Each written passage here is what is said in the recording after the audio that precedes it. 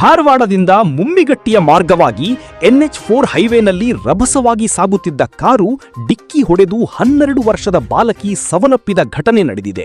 ಸಾವನ್ನಪ್ಪಿದ ಬಾಲಕಿ ಕಸ್ತೂರಿ ವಿಠ್ಠಲ ಮಾದರ ಎಂದು ತಿಳಿದು ಬಂದಿದ್ದು ಗರಗ ಪೊಲೀಸ್ ಠಾಣೆ ವ್ಯಾಪ್ತಿಯಲ್ಲಿ ಈ ಘಟನೆ ನಡೆದಿದೆ.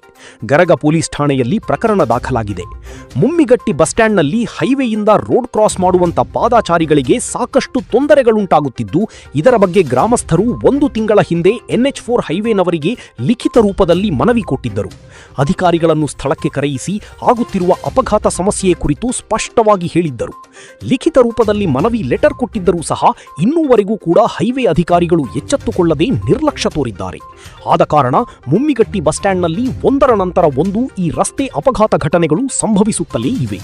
ಇನ್ನಾದರೂ NH4 ಹೈವೇ ಅಧಿಕಾರಿಗಳು ಮುಮ್ಮಿಗಟ್ಟಿ ಬಸ್ ಸ್ಟ್ಯಾಂಡ್ನಲ್ಲಿನ ಸಮಸ್ಯೆಗೆ ಸ್ಪಂದಿಸಿ ತುರ್ತಾಗಿ ಅಲ್ಲಿ ಅಚ್ಚುಕಟ್ಟಾದ ಮುನ್ನೆಚ್ಚರಿಕೆ ಕ್ರಮಗಳನ್ನು ತೆಗೆದುಕೊಂಡು ಹೈವೇನಲ್ಲಿ ಪಾದಚಾರಿಗಳು ಸಂಚರಿಸದಂತೆ ಕಟ್ಟುನಿಟ್ಟಿನ ಕ್ರಮ ತೆಗೆದುಕೊಂಡು NH4 ಹೈವೇಗೆ ಯಾರೂ ಕ್ರಾಸ್ ಮಾಡದಂತೆ ಬ್ಯಾರಿಕೇಡ್ ಅಳವಡಿಸಿ ಅಪಘಾತಗಳನ್ನು ತಡೆಯುವಂತ ಕ್ರಮ ತೆಗೆದುಕೊಳ್ಳಬೇಕು ಎಂಬುದು ಸಾರ್ವಜನಿಕರ ಆಗ್ರಹವಾಗಿದೆ.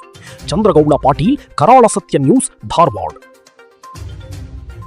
ನಿನ್ನೆ ಸುಮಾರು ಸಾಯಂಕಾಲ 7 ಗಂಟೆ ಸುಮಾರಿಗೆ ಅದು ಹೈವೇ ಧಾರವಾಡದಿಂದ ಬೆಳಗಾವಿ ಹೋಗುವಂಥ ಒಂದು ಕಾರು ಈ ಕಡೆಯಿಂದ ಆ ಕಡೆ ನಮ್ಮ ಊರಿನ ಜನ ಈ ಕಡೆಯಿಂದ ಆ ಕಡೆ ದಾಟಾಡ್ಬೇಕಾದ್ರೆ ಅದು ಪ್ರತಿ ತಿಂಗಳು ಇರ್ಬೋದು, ಪ್ರತಿ ವರ್ಷದಲ್ಲಿ 1 ಇಲ್ಲ 2 ಆ ಥರ ಇನ್ಸಿಡೆಂಟ್ ಆಗೇ ಆಗ್ತವೆ ಸರ್. ನಮಗೆಲ್ಲ ಗೊತ್ತಿದ್ದಂಗೆ ಈಗ ಸಂಬಂಧಪಟ್ಟಂಗೆ ಹೈವೇ ಡಿಪಾರ್ಟ್ಮೆಂಟ್ನವ್ರಿಗೆ ಸಾಕಷ್ಟು ಸಲ ಮನವಿ ಕೂಡ ಮಾಡಿದ್ದೀವಿ ನಾವು.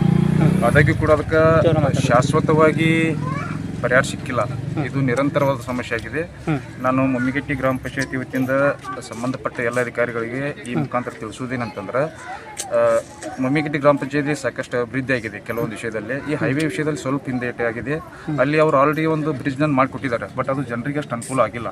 ಸೊ ನಾವು ಸಂಬಂಧಪಟ್ಟ ಅಧಿಕಾರಿಗಳು ಇನ್ನೊಂದು ಈ ಥರ ರಿಕ್ವೆಸ್ಟ್ ಮಾಡ್ಕೋದೇನಂತಂದ್ರೆ, ಧಾರವಾಡದಿಂದ ಬೆಳಗಾವಿ ಹೋಗ್ಬೇಕಾದ್ರೆ ಈ ಕಡೆಯಿಂದ ಆ ಕಡೆ ನಮ್ಮ ಜನ ಸಾಕಷ್ಟು ಜನ ದಿನ ಬೆಳಕಾರ ಒಂದು 1000 ಜನ ಪಾಸಿಂಗ್ ಮಾಡ್ತಾರೆ. ಅಂಥ ಸಮಯದಲ್ಲಿ ವರ್ಷಕ್ಕೆ 1-2 ಅಲ್ಲೇ ಡೆತ್ ಇಶ್ಯೂ ಬಂದೇ ಬರ್ತಾವೆ.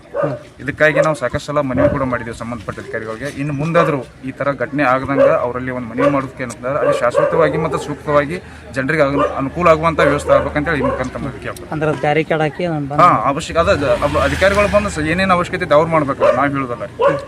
ಯಾಕಂದ್ರೆ ನಾವು ಈ ಥರ ಮಾಡೋ ಆ ಥರ ಮಾಡೋದು ಜನರನ್ನ ಸಾಕಷ್ಟು ಪ್ರಶ್ನೆ ಮಾಡ್ತಾರೆ. ಅವರು ಅಧಿಕಾರಿಗಳಾಗಿ ತಾವು ಖುದ್ದು ಭೇಟಿ ನೀಡಿ ಅಲ್ಲಿ ಜನರಿಗೆ ಏನು ಅವಶ್ಯಕತೆ ಅದನ್ನು ಮಾಡಿಕೊಡ್ಬೇಕು. ಇನ್ನೊಮ್ಮೆ ಈ ಥರ ಅನಾಹುತಗಳು ನಡಿಬಾರ್ದಂಗೆ ನೋಡ್ಕೋಬೇಕಂತ ಈ ಮುಖಾಂತರ ಅವ್ರಿಗೆ ತಿಳಿಸ್ಲಿಕ್ಕೆ ಬಯಸ್ತಾರೆ.